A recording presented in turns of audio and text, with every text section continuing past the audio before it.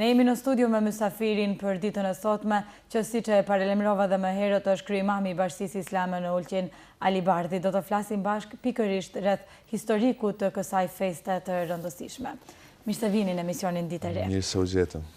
Atëherë le të fillojmë pra në pika të shkurtra me historikun e kësaj feste të rëndësishme. Tashmë, siç e thash dhe më herët, jemi në vitin 1440. Po, s'pari herë, gjithë besimtarve, në vendit tonë, por edhe teleshikuesve tuaj, ju urojmë një vit të marë, inshallah ta kalojnë me sukses në punët e tyne, në jetën e tyne, në përditshmërinë e tyne. Po natyrisht, siç edhe e vënë edhe ju si e parashtruar si çështje, viti i ri, pra jemi në vitin 1440,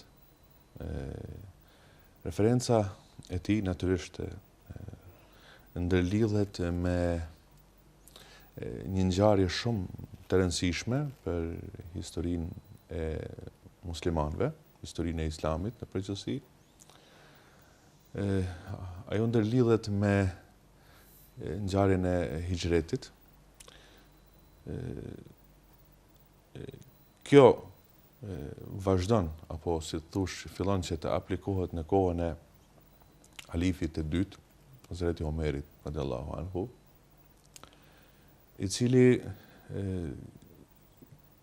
ishte parashtruar nevoja tashme, sepse shteti islam nuk ishte më në atë pjesën ku ishte periudha e Muhamedit alayhis salatu wassalam apo Ebu Bekrit, por tashme shteti islam ishte i shtrirë në 3 kontinente pothuajse, kishte përfshirë Afrikën e Veriut, kishte përfshirë Bizantin, apo siç e themi në atë kohë Evropën, dhe kishte përfshirë pjesë të tjera të Azisë, duke filluar nga Persia, India, Azerbajxhani, republikat ish-sovjetike, si ne i themi sot. Në të gjitha këto, domethënë, ishte një territor mjaft i madh, goxha i madh, dhe këto territore kishin për traditje të esin me kalendaret natyrisht të qytetënimeve të tyne. Kështu që ajo që është parashtruar halifit të parit të muslimanëve që të vendoset një kalendar, dhe ky kalendar natyrisht nuk ishte se është një zjarr i ri. Në çfarë janë bazuar? Po, janë bazuar në atë kalendar që ka ekzistuar edhe më përpara, bëhet fjalë për muajt, por ndryshimi ka qenë këto. Se ngjarjet në atë kohë janë shënu, siç pak a shumë populli i regjistron edhe te ne. Domethënë, viti jena në vitin e 5 pas ngjarjes si ka ndodhur në Mekë. Pas ngjarjes të caktuar. Për shembull, ata kanë pas regjistrimet në këtë formë. Viti i 50, për shembull, i arabët e kanë pas këtë tradicion. Viti i 50 apo viti i 100, për shembull, i ardhes së Kusajt. Kusaj njihet në historinë e Mekës si një person i cili ka avon sistemin e qytetit, domethënë qytetit Mekës, ka bërë me kanalizime etj etj, siç na shpjegon historia. Apo në rastin e viti i elefantëve, ishte një ngjarje kur Ebreheja prej Yemenit kishte sulmuar Qaben për ta shkatërruar atë, siç edhe përmendet edhe në Kur'an, edhe kemi edhe një sure. Dhe këta kanë marrë referencë ata, domethënë. Viti i 50 prej asaj ditë. Për të orientuar. Për të orientuar, por nuk kanë pas një numrim kështu prej një momenti të caktuar, edhe me ecë me çdo vet, domethënë, edhe si në këtë mënyrë që e kemi sot. Kështu që edhe në kohën e Muhamedit alayhis salam, edhe ai në këtë formë domethënë e ka pas. Pra nga momenti i kësaj ngjarje ata kanë filluar me numëru vitet. Kurse sa i përket muajve, muajt janë që kanë ekzistuar sepse ai referohet në kalendarin henor, kalendari i cili ka 354 ditë, një herë 55, dhe referencën e ka në han. Domethënë në sjelljen apo domethënë hana, sjellja e saj për një vit, domethënë ishte dikon 354 ditë, 55. ndryshe nga kalendari. Rreth 11 ditë me sa duket. Pa, rreth 11 ditë, dallim nga kalendari diellor. Tashti të dy të kalendar, domethënë qoftë ato kalendaret që janë referuar te dielli apo kalendaret për masa e diellit apo të hënës, të dy, si më thonë, janë kalendar të cilat ndihmojnë për masë, sepse Zoti në Kur'an thot, qoftë për diellin edhe për hënën, të pyesin ty për hënën, thuj ajo është matës së kohës. Allahu xhaleshanuhu na thot në Kur'an, kështu që neve na nap isharetin edhe qartësinë se të dyja këto janë masa për të orientuar njeriu në jetën e tij, sepse me diçka duhet të orientohej ai. Por, domethënë, baza është domethënë këtu kena të bëjnë me hënën. Natyrisht që edhe sa për ilustrim, edhe populli jonë akoma ecë me të dy kalendaret në traditën dhe jetën e përditshme. Po. Në referencën e hënës dhe diellit. Për shembull, në rastet caktuar ne themi për shembull nuk ka bën hëna hala. Kjo nuk pritet kjo drum për shembull për këtë rast. Pra ato janë gjëra sepse edhe hëna është një trup qellor i cila ndikon, domethënë në trupin e njeriu, ndikon në kriprat e saj, domethënë batica, zbatica, gjitha këto, sepse njeriu është prej gjaku në fundit për ujit, edhe ato janë momentet e cilat ndikojnë tek trupi i njeriu dhe janë referenca që i merr njeriu, sepse Zoti i ka krijuar në këtë formë. Por ajo që do të nalem unë këtu te ngjarja e hijretit është pra se kanë ekzistuar to masat, domethënë mujt tek janë 30 ditë, mujt çift 29 ditë, domethënë këtë formë se më ka qenë tradicioni që është më përpara. Por ajo që bën Hazreti Omeri është se tash do më formu një kalendar sepse ai është nis nga një rast që përmendet në historinë islame. I kanë dërgu një letër në cilën i kanë shkruar me një Muharram. Po pa nuk është ditë cili është viti. A bëhet fjalë për një vit kalum apo bëhet fjalë për një vit ardhshëm. Dhe kjo ka shtyrë atë që të formohet një kalendar i cili do ta mbështesin edhe vitet më rapën. Domethënë muajt, ditë, ato kanë ekzistuar, por do ta mbështesin edhe vitet. Edhe tashti në kohën e Hazreti Omerit, pra është mbledh domethënë, si më thon këshilli i cili vendos për këto çështje të ndryshme, për vendime të ndryshme, sepse ai nuk është vendim i marrën vetë nga ana e tij, por është një vendim që bin dakord gjithë shokët e tij apo është shqyrtuar, kanë shqyrtuar domethënë, edhe ndër pikat janë disa çështje të cilat e kanë marrë një version ka qenë që të caktohet ditëlindja e Muhamedit alayhis salam. Ka pas prej tyne sahabivë të cilët e kanë prezantuar apo kanë propozuar një mendim të tillë. Por në këtë mendim Hazreti Aliu ju drejtohet duke thënë se nuk e din atë daktën e saktë të lindjes së Muhamedit alayhis salam, sepse ka disa mendime për data, kështu që ti largohen nga kësaj çështje. Dikush ka shtuar ka thënë të caktojmë datën e vdekjes së Muhamedit alayhis salam. Por mendimi që ka mbyzotnu, edhe që kanë rrallë dakord, qoftë Hazreti Omeri, qoftë Hazreti Aliu, që kanë qenë njerëzit më mendikim aty në atë kohë, ata nisen edhe thonë që ngjarja më e rëndësishme, se prej një momenti do të fillojnë kalendari, ngjarja më e rëndësishme është hijreti. Çfarë nënkupton hijreti?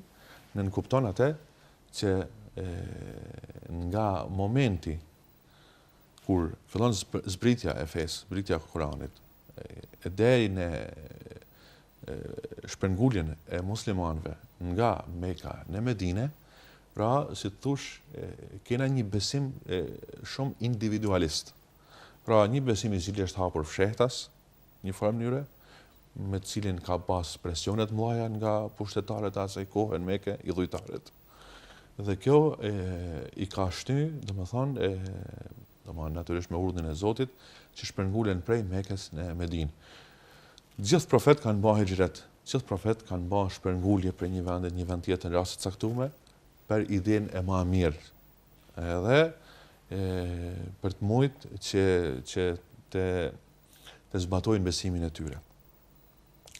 Se edhe vjen edhe fjala muhaxhir, pra që domethënë prej fjalë muhaxhir, ai i cili e braktis vendin apo e lën vendin apo shpërngulet. Nuk kanë rastet edhe në vendet tona për shkak që ne i quajmë muhaxhir në shekullin 19 kur fillojnë luftrat ballkanike etj. ka i shpërngullet madhe dhe pitu, dhe ata quhen sot në gjuhën e historianëve, i quajnë si muhajgjer, pra shpërngullën nga këto vende. Dhe kjo ngjarje, që duhet ta përmbyll këtë pjesë, dhe këto ngjarje bajnë që ato të mlidhen dhe të shënojnë cila është ngjarja më e rëndësishme. Ngjarja më e rëndësishme thonë se është hijreti, sepse nga momenti që muslimanët shpërngulen prej Mekës në Medinë, pra kalojnë prej një feje individualiste në një fe kolektive tash. Dhe kjo është një ngjarje më e rëndësishme sepse po të ishte Islami vetëm i Mekës, nëse do të kishim një Islam individualist i cili do të ndërlidhej vetëm ndërmjet njeriut dhe Zotit. Në kuptimin sepse aty kishte besim Zotin, pra periudha edhe po t'i shohni edhe ajetet e Kuranit, sepse Kurani zbret për 23 vjet, 13 vjet në Mekë dhe 10 vjet në Medinë. 13 vjet e para, nëse i shohim ajetet që flasin edhe që u drejtohen besimtarëve gjatë kësaj periudhe, bajnë fjalë për ajetet që thonë me besu Zotin, me besu angjujt, me besu ditën e fundit, me besu ditën e Kiametit. Pra, gjitha këto janë raport besimi. Pastaj ngjarje. Pa. Kurse sa i përket ajeteve të tjera që shpresin në Medinë, janë ajetet që rregullojnë marrëdhëniet shoqërore, rregullojnë vend rregulla. Pra kena të bëjnë me një qytet dhe për këtë punë, qyteti Medinës nuk e ka pas emrin Medinë në fillim, e ka pas Yathrib. Por Medina e merr nga momenti, sepse Medinë do të thotë qytet. Dhe nga momenti që muslimanët vendosen në Yathrib, aty fillon edhe qytetnimi. Dhe siç thot një dietar i famshëm, ka qytete të cilët prodhojnë qytetnim. Qyteti Medinës është ai qytet i cili prodhon me pas qytetnimin islam. Dhe kjo ka shtyrë edhe Hazreti Omerin dhe gjithë muslimanët që tashme si qytetnim islam i cili sunon në 3 kontinente, duhet që të vendosej një kalendar, ashtu siç ish vendosur edhe më përpara nga kalendari i periudhës kur fillon, si më thon, krishterimi që dominoi në botën e asaj kohe romake, fillon që të merr referencë pra datën e lindjes së Hazreti Isau, si që themi ne, apo Krishtit, si që thonë. Pra paka shumë edhe të janë ngjarje të cilat e përcaktojnë edhe perandurinë romake nga një peranduri pagane në një peranduri të krishtere, bëhet fjalë për periudhën romake. Në të njëjtën mënyrë edhe te Islami, nga një tradicion që ishte i më përparshëm, natyrisht që kishte bazën tek kalendari henor, në një kalendar tjetër që tashme do të quhet një kalendar hijri islam. Dhe me plot drejt mund ta quajmë në një farë mënyrë sepse referenca e saj është tek një ngjarje e rëndësishme dhe tek një moment fillimi të ri.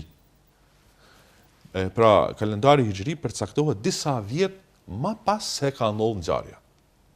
Pra në këtë formë. Shpresojmë që edhe qytetarët, le të themi, këto informacione t'i kenë pranuar në mënyrën e duhur dhe t'jenë informuar në mënyrën e nevojshme.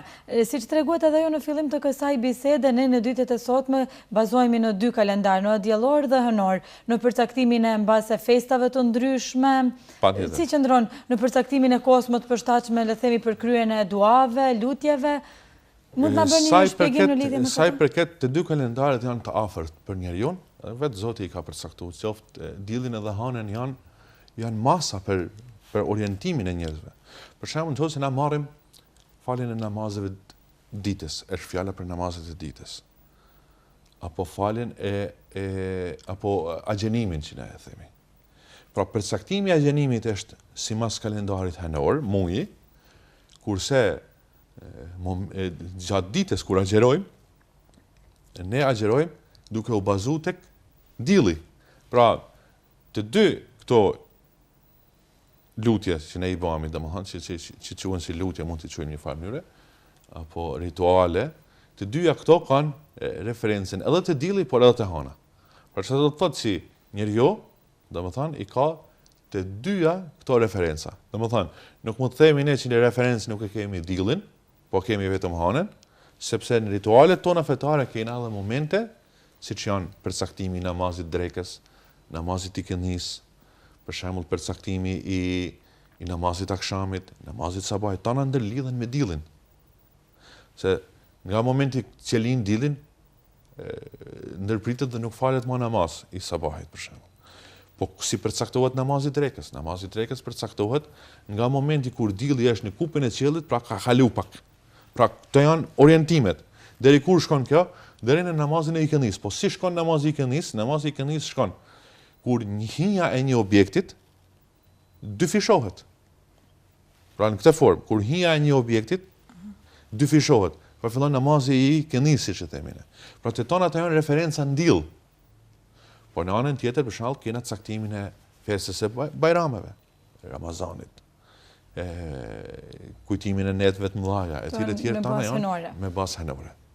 Kështu që, siç thash në fillim, edhe në jetën e përditshme na referohna qoftë edhe diellit, por edhe hanës, por edhe Islami në vetvete i ka referenca sepse Zoti vetë thash, siç thotë në Kur'an, të pyesin ty për hanën, thuaj ajo është një mac i kohës. Pra vetë Zoti në ka njoftu edhe në ka orientu sepse hana, po qoftë edhe dielli, janë një mac i kohës së njeriut. Më intereson të di se sipas jush sa janë, le të themi, besimtarët musliman të qytetit të Ulqinit të njohur me rëndësinë e kësaj feste, kësaj date dhe sa shënohet nga ana e Mezhlisit të Bashkisë Islame. Po, ne gjithmonë, çdo vit mundohemi që t'i njoftojmë besimtarët. Është e vërtetë se besimtarët ta ndjekin te kalendari pasi ky edhe lëviz me 10 ditë, domethënë me 10 ditë më para. Pra vitin e ardhshëm do të jetë 10 ditë më herët, jo tani, po 10 ditë më herët. Dhe kjo e bën vështirë edhe që njerëzit të orientohen, përveç ata të cilët interesohen që të ndjekin te kalendar. Natyrisht ne njoftojmë besimtarët dhe shënojmë edhe me ndonjë program modest ndonjëherë për fillimin e një viti të ri, domethënë hijri, siç e themi në vitin 1440. Por gjithsesi besimtarët ajo që vrehet edhe nga mediat elektronike, Facebook e tjerë, vrehet që besimtarët marrin informacionet, njerëzit marrin informacionet dhe gjithërojnë për një vit më të mirë dhe që të kemi lanë një vit të kaluar, me fillu një vit të marrë edhe të mirë. Kjo edhe vrehet domethënë në to mediat elektronike të tjerat. Kështu që megjithse orientimin e vet ata namazet, caktimet e festave të tjera, gjitha ato i kanë me bazën e kalendarit henor, por në jetën e tyre të përditshme ata ecin me kalendarin që i themi na sot gregorian. Ju keni patur mundësinë edhe natyrisht që në kohën e dur, gjatë ditës së djeshme keni uruar të gjithë besimtarët të musliman me rastin e fillimit të këtij viti të ri, por meqense se jeni këtu në studion e emisionit Ditë e Re dhe nëse nuk keni diçka tjetër që ju cilësoni si të rëndësishme për ta ndarë me shikuesit, mund të uroni të gjithë besimtarët musliman me rastin e fillimit të këtij viti. Po, unë i përmbledha gjithë ato në pika të shkurta, por tashti gjithë besimtarëve, gjithë muslimanëve, ju uroj një vit të ri hijri islam të mbar, të kalojnë sa më mirë,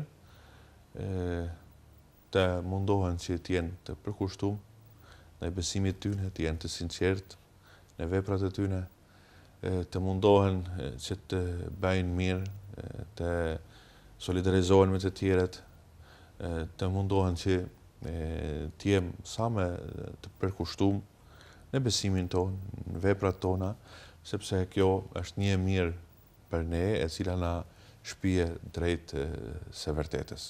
Me gëzime gjithmonë.